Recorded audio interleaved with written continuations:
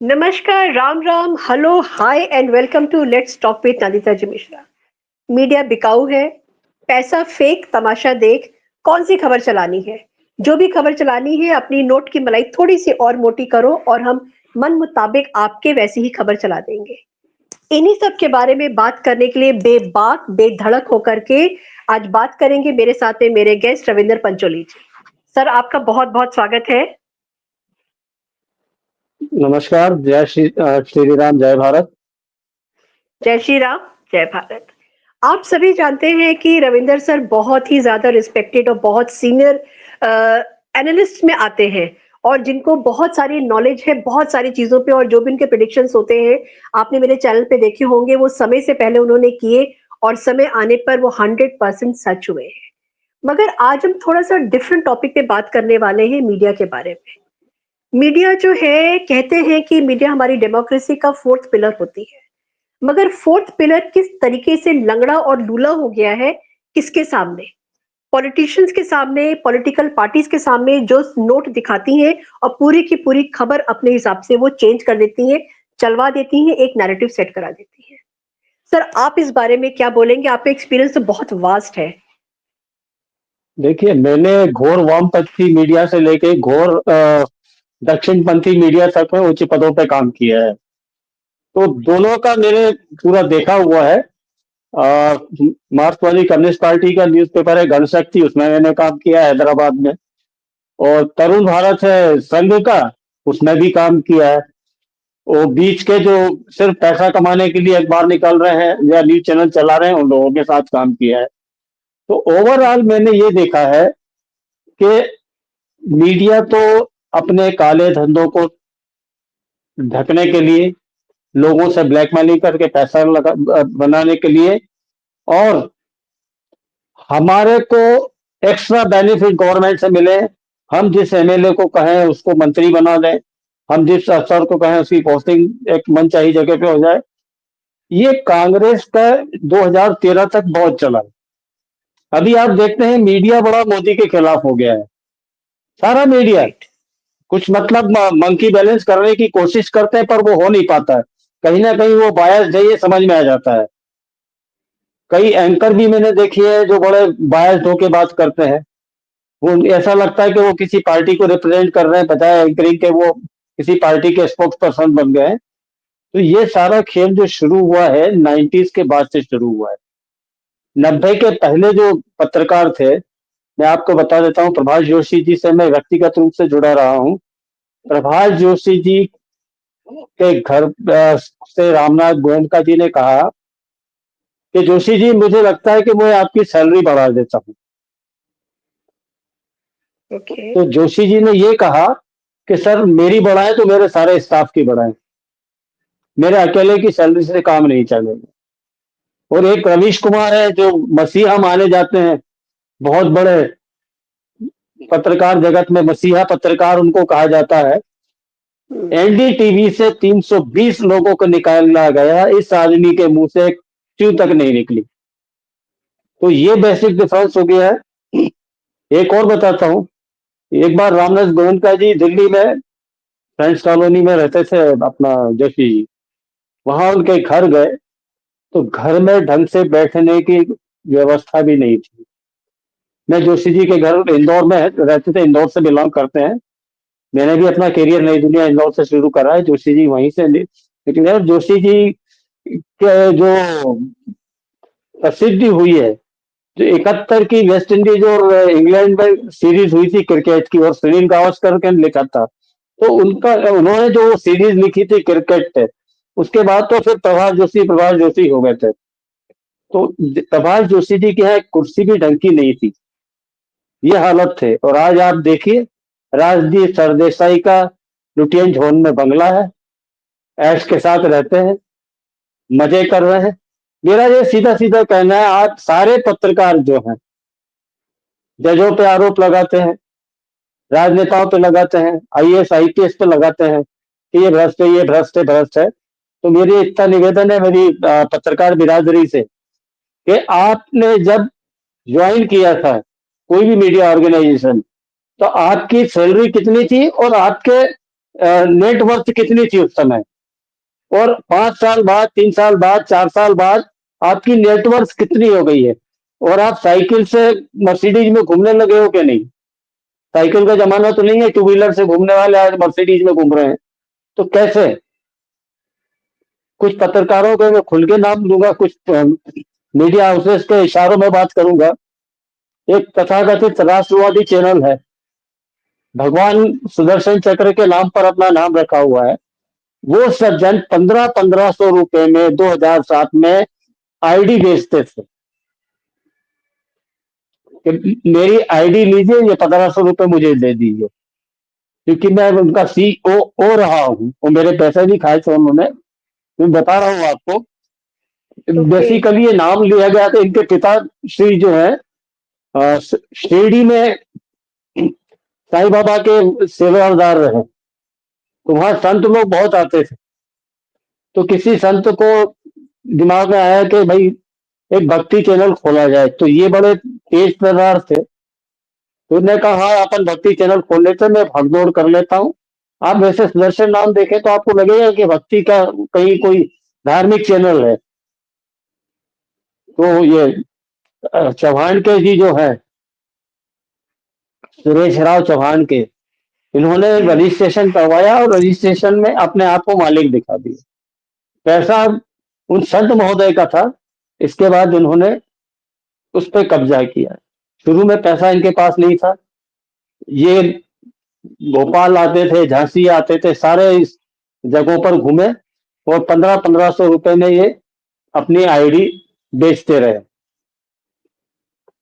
क्योंकि हमारे यहाँ उस समय क्या था, नेटवर्क मात्र 3 करोड़ रखी जाती थी, और सरकार ने बहुत अच्छा करा कि इसकी नेटवर्क बढ़ा दी है टीवी के लाइसेंस लेने की। तो हर टॉम डिक हैरी ने तब उस समय लाइसेंस ले लिए थे। उसमें ये भी सज्जन थे, इनके पास पैसा नहीं था। फिर किसी एक मंत्री की जो संघ के बड़े प्यारे रहे, उनकी कोई कमजोरी इनके हाथ लगी, तो इनको करीबन 30 करोड़ रुपए फाइनेंस कहीं से उन्होंने दिलवाया। उस 30 करोड़ के बाद ये चैनल बड़ा फ्लोरिश हुआ है। नहीं तो अंडे की जो ट्रे होती है, उससे साउंड प्रूफ रूफ बना हुआ था इनका, ये मैं आपको बता देता हूँ। Oh my God, what a वो रिवेलेशन। सारी स्थिति और ये सज्जन बलात्कार के आरोप में कानपुर जेल में बंद भी रहे हैं, जेल होकर भी आए हैं। अरे। इन पे आरोप किसी लड़की ने लगाया था।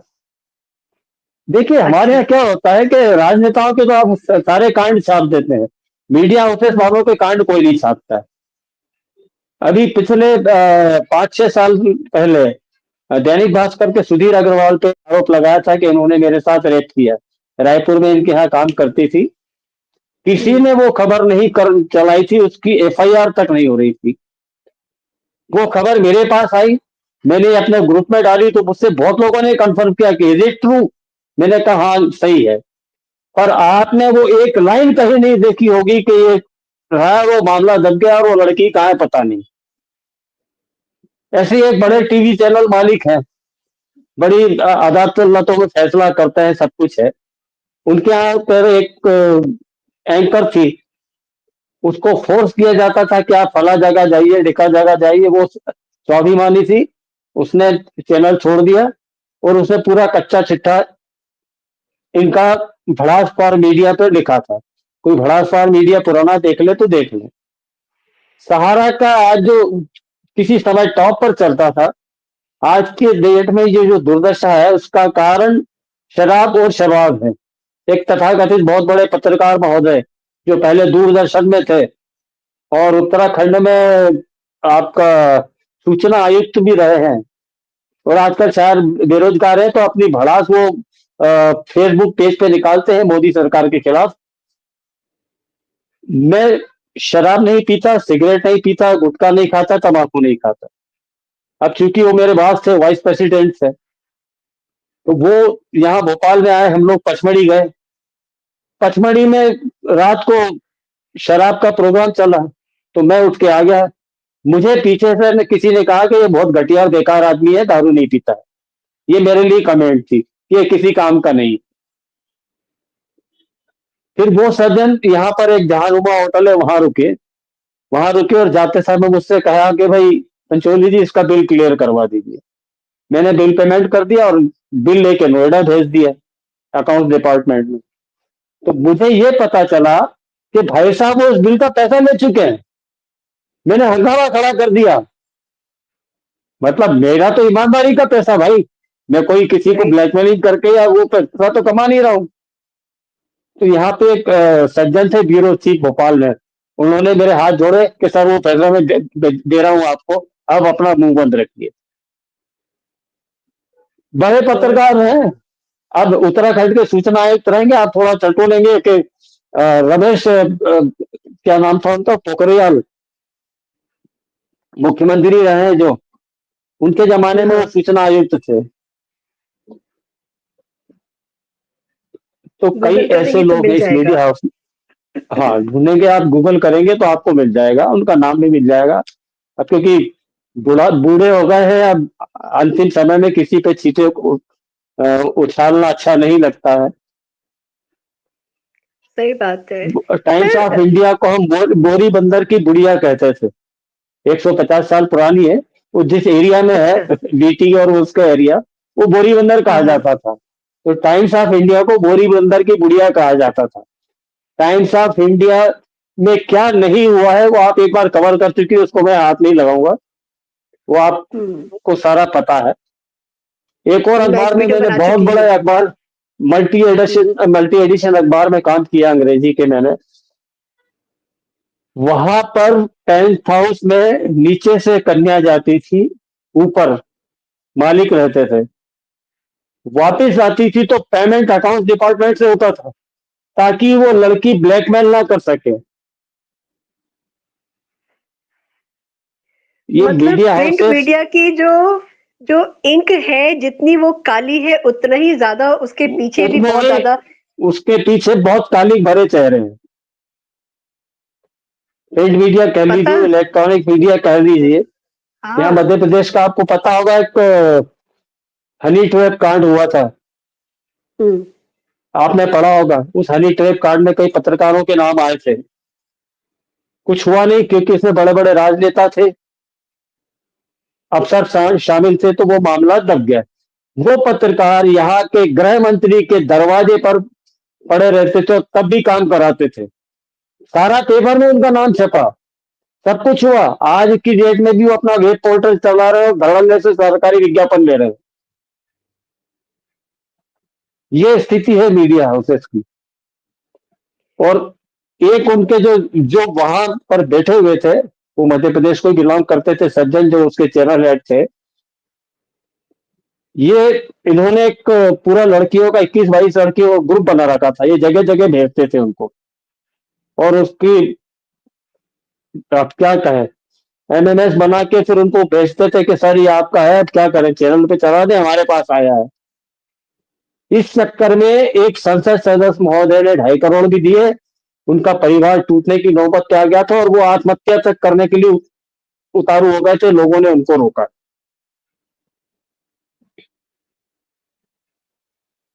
तो ये कोयले की अगर कोई कोठरी समझता है। है कि मीडिया हाउसेस दूध के धुले हैं, कोई दूध के धुले हाँ। नहीं है। सर जो हम ये लोग तो, जैसे आप तो बहुत डीप अंदर रहे हैं, मेरे जैसे लोग बहुत डेप्थ में तो हम नहीं गए हैं। एक आध वीडियो मैंने बनाया है। एक मैं उसका अगर मेरे व्यूवर्स ने देखा होगा तो अब उसकी नजर मेरी साड़ी पर। वो टाइम्स ऑफ इंडिया ने एक साड़ी को लेकर के उसको मेडिकल इशू बना के रखा था, उसके ऊपर मैंने बनाया था। ये बहुत छोटी सी चीज है। मैं बहुत सरप्राइजिंग मेरे को ये होता है जब कोई चैनल किसी एक पर्टिकुलर पार्टी, जो कि एकदम करप्ट पार्टी है लेकिन बहुत आम पार्टी अपने आप को बोलती है, उसके बारे में अच्छी अच्छी बातें लेकर के जब वो सामने आते हैं, तो उसके पीछे क्या वो जो बंडल होते हैं थोड़ा और मोटा होता है। बिल्कुल बिल्कुल। देखिए, इंडिया टीवी का मैं बताता हूँ। इंडिया टीवी में जब तक अरुण जेटली रहे, तब हम्म। तक इंडिया टीवी आपने देखा होगा बड़ा प्रो मोदी रहा। तो बीच में एंटी मोदी हो गया था, केजरीवाल और पता नहीं किस किस के वो आपकी अदालत में बुलाने लगे और आलोचनात्मक चलने लगा उनका। आपने देखा होगा कि आलोचनात्मक बहुत हो गया था इंडिया टीवी। हाँ। और अभी तो जो दो अरुण गेस्ट जे को बुलाया था, हस्बैंड वाइफ जो दो गेस्ट को बुलाया था, मुझे तो ये समझ में हाँ। नहीं आया कि उनका अचीवमेंट क्या है और उनको क्यों बुलाया गया था। कुछ एक्सप्लेन करने के लिए बुलाया गया था कि भाई हम इतने, मेरी आंखें खराब हो गई थी तो मैं इसलिए बाहर था। मतलब मुझे ये उनका समझ ये में नहीं आया। पैसा, पैसा, पैसा। राघव, तो आप, मैं आप सीधा सीधा नाम लीजिए ना, राघव चड्ढा और उसकी श्रीमती की आप बात कर रही हो। परिणीति भाई चोपड़ा। आप पार्टी से इनकी खूब फंडिंग हुई है।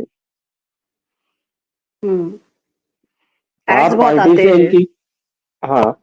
और एनडीटीवी में एक शर्मा करके है, मोटा सा लड़का, उसका नाम मुझे याद नहीं आ रहा, शर्मा है उसका सरनेम। वो आप पार्टी का एक, कहीं पे उसको उसकी पोस्ट भी दी और एनडीटीवी में भी काम कर रहा है अभी।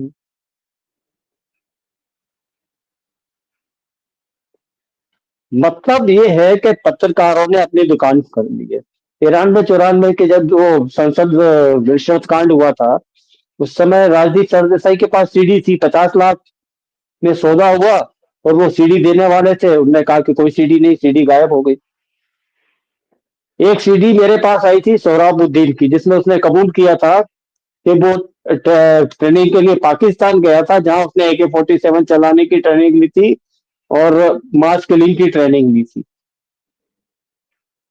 आपको बता दूं, प्रशांत झा उस समय उनके साथ काम करते थे, इंडिया टीवी के साथ। प्रशांत झा से मैंने बात करी कि प्रशांत जी, ये मेरे पास आई है, जिसने लाया था वो मेरे साथ ही टीवी चैनल में पत्रकार था, पर वो डरपोक था कि मेरी जान चली जाएगी। मैंने कहा यार, जान एक बार जानी ला मुझे दे, मैं कहीं ना कहीं चलवा दूंगा। और उस समय स्टार न्यूज के एक हमारे मित्र थे, उससे भी मैं जुड़ा हुआ था, तो यहाँ आते थे तो कमर्शियल विज्ञापनों के लिए मुझसे संपर्क करते थे, मैं उनके साथ घूमता था। तो पहले मैंने उनको कहा कि भाई आप स्टार न्यूज में चलाएंगे क्या, तो वहां से उन्होंने हाथ ऊंचे कर दिए कि नहीं चलाएंगे। प्रशांत ने बात करी, उन्होंने कहा हाँ ठीक है सर, आप दिल्ली लेके आ जाइए, इसकी फोरेंसिक जांच होगी, और अगर सही निकला तो चल जाएगी। ये बात है शायद 2007 में, जब लोग प्रिडिक्ट कर रहे थे कि मोदी की सरकार दोबारा नहीं आएगी गुजरात में। ये तब की हम्म। बात है, 2007-8 की। हम्म। तो वो सीडी चली, 1.5 घंटा रजत शर्मा लेके बैठे, यहाँ से एक शुक्ला जी डीएसपी थे उज्जैन से, जिन्होंने उसको सोहराबुद्दीन को पकड़ा था, उसको बिठाया गया, डीएसपी साहब को बिठाया गया, और एक और थे पुलिस वाले, उनको बिठाया गया, नाम मुझे याद नहीं आ रहा। सारी क्रेडिट रजत शर्मा खा गए, क्योंकि उसके बाद क्या हुआ, वो सीडी एक दिन पहले चली चुनाव के, और उसका इतना इम्पैक्ट हुआ कि 100 से ऊपर सीटें बीजेपी को मिल गई।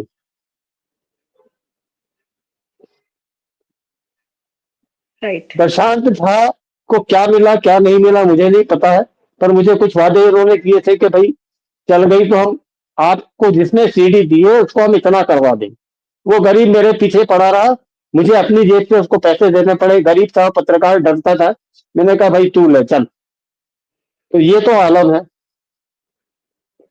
और जितने जुड़े हुए हैं पत्रकार, एक एक के अगर देखे तो कोई मतलब दूध का धुला नहीं है। सारे पत्रकार है, जितने मीडिया हाउसेस हैं, कहीं ना कहीं कालिक पुती हुई है सबके मुंह पर। जो बहुत ईमानदार पत्रकार बनते हैं, उनका हाल आप देख लें। भाई अजीत अंजुम 14 साल तक बैग फिल्म्स के नाम से जुड़े रहे, इनके साथ, आपका राजीव शुक्ला के साथ और अनुराधा के साथ। क्यों छोड़ना पड़ा? क्योंकि सरकार का प्रेशर आ गया था, बहुत ज्यादा एंटी हो गए थे।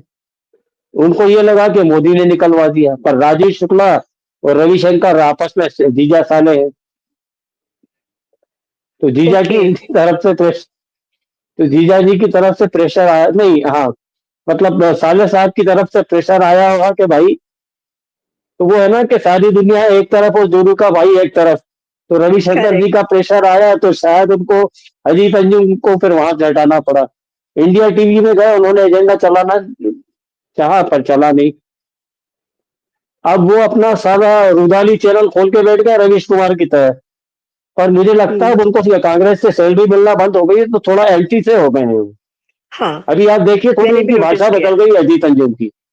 मैंने भी नोटिस तो किया। अजीत अंजुम की श्रीमती गीता श्री मेरे साथ काम कर चुकी है। अच्छा। हाँ, ओके। वामपंथी विचारधारा के हैं दोनों बहुत। हम्म। ना तो मैं वामपंथी हूँ ना दक्षिणपंथी हूँ, मैं तो राष्ट्रवादी हूँ। कोई अगर कहे कि भाई मैं मोदी भक्त हूं तो बिल्कुल नहीं हूं। मोदी जी अच्छा काम कर रहे हैं इसलिए उनकी तारीफ करते हैं। मोदी जी की हमने आलोचना करी, राजीव गांधी की डेथ एनिवर्सरी क्या कुछ उन्होंने कमेंट करी थी, तो मैंने उनको टेक करके लिखा था कि हमारे यहाँ मरने के बाद किसी मृत व्यक्ति के खिलाफ कोई बुरी बात नहीं बोली जाती। सर मैं थोड़ा-सा हटके आपसे एक सवाल पूछूँगी। ये हमने प्रिंट मीडिया की बात किया, प्रिंट मीडिया में जो भी होता है वो छप गया और उसके बाद में लोगों ने उसको पढ़ लिया और कभी-कभी मतलब मुझे लगता है हमेशा अक्सर ये होता है कि आपके दिमाग में जाके वो बात बैठ जाती है। लेकिन अगर हम मीडिया की सोशल मीडिया की हम बात करते हैं, हम जब उन्होंने कुछ लिखा, उसका काउंटर रिएक्शन जब सोशल मीडिया पे होता है स्पेशली ऑन ट्विटर, फेसबुक की बात नहीं कर रही हूँ, ट्विटर पे बात कर रही हूँ, तो क्या उनकी न्यूज़ जो वो चलाते हैं उसपे कुछ इफ़ेक्ट पड़ता है? क्योंकि देखिए, जैसे मैं साड़ी दैनिक वाला हुआ भास्कर का था। उदाहरण लेता हूँ। दैनिक जी। भास्कर का उदाहरण लेता हूँ। आप उसकी हेडलाइंस देख लीजिए। जो हेडलाइंस रहती है सरकार के फेवर वाली, वो कहीं साइड में इधर उधर चली जाती है। हुँ। और जितने कॉलमिस्ट हैं सारे लेफ्ट लिबरल पत्रकार उनके हैं, जितने कॉलमिस्ट हैं, क्योंकि सरकारी विज्ञापन बंद हो चुके हैं दैनिक भास्कर के। हुँ। आप कमर्शियल पे चला रहे हैं, आप झूठे सर्कुलेशन के सर्टिफिकेट देते हैं। एक तो ये, हुँ। इसके बाद जो ये बहुत सारे न्यूज़पेपरों को देखा होगा मोदी गवर्नमेंट आने के बाद, आरएनआई ने कई न्यूज़पेपर्स के रजिस्ट्रेशन कैंसिल किए हैं, क्योंकि हाँ। सारे झूठे आंकड़े सीए से बनवा के और हुँ। सर्कुलेशन क्लेम करते थे, और उसी हिसाब से उसी सर्कुलेशन के बेस पे उनको डीएवीपी से रेट मिलता था, और उस रेट पे वो बैठ के घर बैठ के खाते थे। सिर्फ रिकॉर्ड के लिए पेपर छापते थे। यहाँ आज भी है बहुत सारे, भोपाल की बात नहीं कर रहा हूँ, पूरे हिंदुस्तान में गली गली में चार चार पन्ने के पेपर निकाल रहे हैं रोज का, और सरकारी हुँ। विज्ञापन ले रहे हैं। उन सब पे भी बहुत रोक लगी, पर अभी भी बहुत ज्यादा जरूरत है। तो दैनिक भास्कर का सही। मैं बता रहा हूँ कि टोटल नेगेटिव खबर है। हेडलाइन डालता है कि नो नेगेटिव अखबार, और मैं कहता हूँ सबसे हुँ। ज्यादा नेगेटिव अखबार कोई है तो दैनिक भास्कर है। सरकार से उनकी पटरी नहीं बैठ रही, उनके धंधे पानी पे रोक लग गई है। इन्होंने यहाँ पर जब चुनाव हो रहा था विधानसभा हुँ। का, पूरी कोशिश की कि सरकार ना बने, वो हो नहीं पाया। खूब देखिए, हुँ। होता क्या है कि लोगों को अब लोग समझने लगे हैं। भास्कर मैं भी लेता हूँ, क्योंकि कुछ कॉलम अच्छे होते हैं, कुछ उसमें हुँ। राइट्स अप अच्छे आते हैं, कुछ पेजेस अच्छे होते हैं, पढ़ने लायक होते हैं साहित्यिक और इसके। पर खबरों के हिसाब से बिल्कुल नहीं। न्यूज चैनल में देखता नहीं, मैंने टोटली बंद कर दिया है। दिन भर में आपका सोशल मीडिया पे रहता हूँ, या वेबसाइट है दूसरी जो जिन पे खबरें आती है वो देखता हूँ, और फिर एनालाइज कर लेता हूँ कि कितना सच है, क्योंकि मैं भी जुड़ा रहा हूँ। तो कितना सच है हाँ। कितना झूठ है वो मुझे पता चल जाता आपकी खबरें होती तो सर बहुत एकदम दूर-दराज़ वाली होती हैं, कहाँ से खोद करके आप निकालते हैं, वो तो है। मतलब क्योंकि मैं आपके साथ में 2-3 वीडियोज़ कर चुकी हूँ और मैं देख चुकी हूँ कि आपकी नॉलेज कितनी डीप है और आपकी खबरी आप कितने अंदर तक घुसे हुए हैं, जहाँ से खबरें देखिए, आप निकाल करके छत्तीसगढ़ में लेके जब, आते हैं। मैं बताता हूँ आपको, मध्य प्रदेश के लिए भी जी। लोग कह रहे थे कि बीजेपी की सरकार बनेगी तो सही, पर बहुत कम मतों से हो सकता है कि 50-50 दोनों का रहे। हुँ। 160 से ऊपर सीटें भी यहाँ पर आई। छत्तीसगढ़ का तो हुँ। बड़े बड़े राजनीतिक विश्लेषकों ने कह दिया था कि नहीं जीतेगा। मैंने सुमित हुँ। जैन के साथ प्रोग्राम किया था। मैं हुँ। एकमात्र एनालिस्ट ऐसा था जिसने कहा छत्तीसगढ़ में बीजेपी की सरकार बन रही है, क्योंकि मेरा ग्रास रूट लेवल पे जुड़े लोगों से जुड़ा हुआ हूँ। एसी रूम में बैठ के पत्रकारिता मैंने नहीं की है। बेसिकली तो मैं कारपोरेट का आदमी हूँ, मार्केटिंग का आदमी रहा हूँ, पर इतने बड़े बड़े लोगों के साथ काम किया है, तो वो कीड़ा मुझे काट गया उसका, तो शौक लग गया।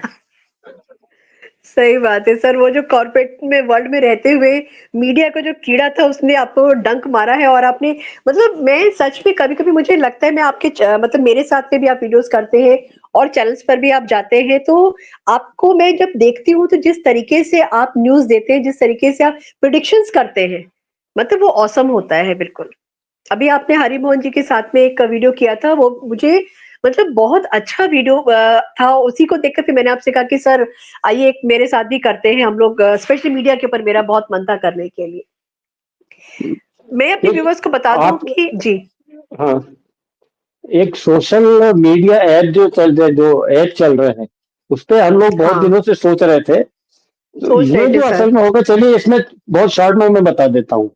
ये हाँ। जो ऐप चल रहे हैं, ये ब्लैक मनी को व्हाइट मनी करने के लिए चल रहे हैं मैक्सिमम।